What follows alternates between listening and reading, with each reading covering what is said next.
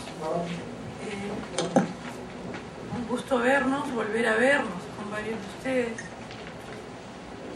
Una norma legal puede ser producto de un acuerdo previo, como lo fue la Ley de Universalización en Salud, del aseguramiento en salud, pero lo que quiero recordar es que una norma legal a un producto de un acuerdo previo, ella sola no puede cambiar la realidad.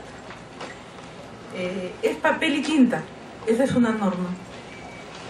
Cambia la realidad voluntades políticas y sociales que, actuando en su nombre, inducen nuevas relaciones de poder, reposicionamientos dentro de la sociedad y en el mercado, con consecuencias esperadas y no esperadas. De ahí la importancia de entender que puede iniciar un proceso, de acompañarlo, estudiarlo, analizarlo, buscar entenderlo. ¿Estamos? ¿Avanzamos? Sí. Entonces, lo primero que quiero decir es ¿de qué país estamos hablando cuando hablamos de nuestro país? Estamos en un país con altas expectativas de crecimiento económico. Eso es cierto. Y eso lo dicen corrientes económicas muy distintas, como es la CEPAL y como es el Fondo Monetario Internacional, que nos auguran para este año tasas de crecimiento entre 4, 5 o 6%. Y nos colocan como uno de los primeros lugares de América Latina. Pero también sabemos que el crecimiento en el caso peruano es poco sostenible, es bastante vulnerable, porque tiene un conjunto de retos que le son estructurales. Dificultad en trazar una política de mediano y largo plazo de competitividad, dado que estamos en una economía muy abierta. Dificultad para solucionar los déficits en capital humano, nutrición, educación, atención sanitaria, infraestructura física. El tema de disminución en la desigualdad social y en la informalidad. La necesidad de mejorar efectividad y transparencia del Estado, más aún en un contexto centralizado. Y la necesidad de fortificar el sistema legal y mejorar el nivel de representatividad de los partidos políticos. Frente a problemas estructurales que le afectan al país, quisiera pasar a la siguiente transparencia y hablar un poco del tema de la atención de salud y un poco más allá de la atención de salud, pero que le hace a la atención de salud. Como ustedes conocen, las causas de morbilidad y muerte están cada vez más asociadas a la anomia social, accidentes de tránsito, violencia familiar, callejera, y a la transición epidemiológica que a un asunto de virus y bacterias. De otro lado, en la atención de salud hay una fuerte influencia de otros mercados, como es el mercado tecnológico, como es el mismo mercado de recursos humanos. De otro lado, hay muy lento crecimiento de financiamiento público, lo cual hace que sea insuficiente.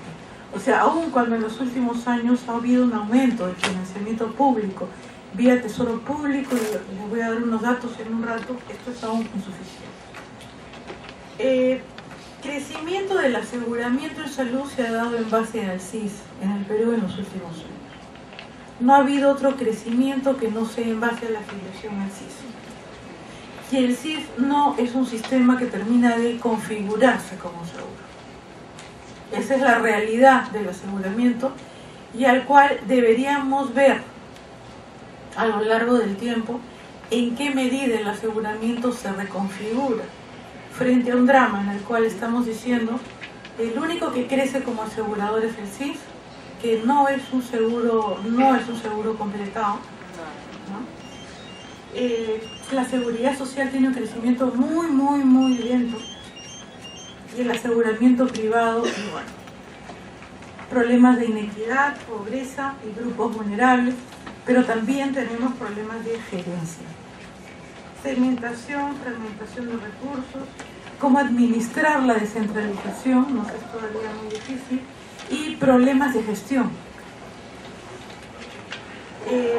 Problemas también hay de representación y un limitado nivel de experiencia en diálogo. Cuando el ministerio habla a nombre de un sector, todos sentimos que continúa hablando a nombre del ministerio. Y ese esfuerzo del Ministerio de Salud por lograr rectoría no es fácil. Y se espera que sea apoyado por un esfuerzo que venga desde la misma cabeza del Poder Ejecutivo.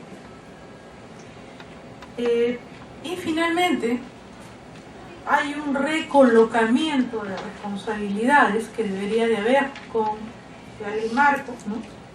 Y uno se puede preguntar incluso más allá, ¿quién es responsable de la política sanitaria que puede involucrar consecuencias del accionar de los determinantes en salud y del mismo mercado laboral? Ese es un tema bastante severo. Antes de ayer decíamos en una reunión que entre un año y otro crecieron en 15% las denuncias de violación sexual, de atentado contra la sexualidad. 15% de las mujeres en unión han reportado en el último año violencia física de parte del esposo. Los accidentes en carreteras aumentan. Es decir, salud es un sector también receptor de cómo evolucionan los determinantes, pero también de lo que pasa en el mercado laboral. Si bien en los últimos años la informalidad ha disminuido un poco, habría que ver las cifras del último año, pero indica que la informalidad ha bajado varios puntos. No ha estado acorde con el ritmo de crecimiento. Tenemos un mercado de empleo informal importante y la consecuencia en salud es sumamente significativa.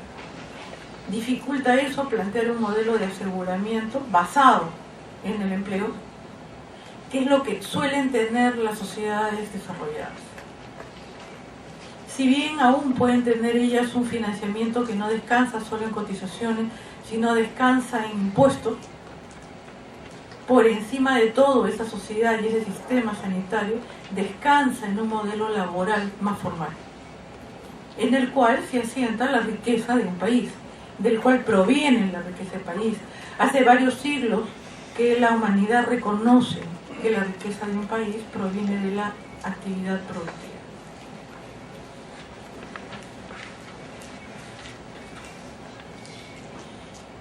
Algo que es importante señalar es que la ley marco fue producto de un larguísimo proceso.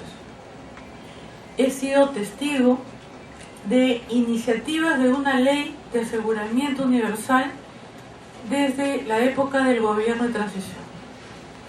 Todas frustran por dificultades en la negociación o por indecisión del presidente que tocaba en ese momento para lanzarse a una ley. ¿Por qué fue difícil darla? Porque había que negociar intereses, porque había, repito, el tema de indecisión, y finalmente sale la ley y nunca sale. De hecho, en este gobierno cada mensaje presidencial anunciaba la ley que no salía. Yo realmente pensaba que no se iba a dar. ¿Qué coyuntura lo permitió? Desde un análisis político creo que fue una coyuntura muy especial. Fue un primer ministro comprometido en el tema. Fue un presidente de la Comisión de Salud, Wilson, comprometido en el tema, y un ministro comprometido en el tema, el ministro Torres.